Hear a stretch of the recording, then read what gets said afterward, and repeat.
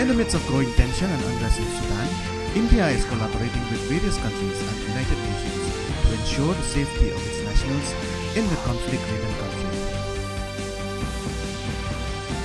On the occasion of Civil Services Day, Prime Minister Narendra Modi will address the civil servants at the Vigyan Bhavan, New Delhi on the 21st April at 11 a.m. Meghalaya government is planning to adopt this curriculum in line with the Central Board of School Education CBSE syllabus in the state. This was stated by Education Minister Rakam Sangma.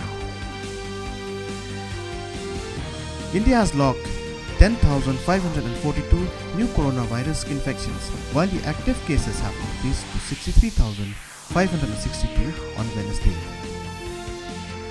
In IPL cricket, Rajasthan Royals will meet Lucknow Super Giants at Sawai Man Singh Stadium in Jaipur. The match will start at 7:30 p.m.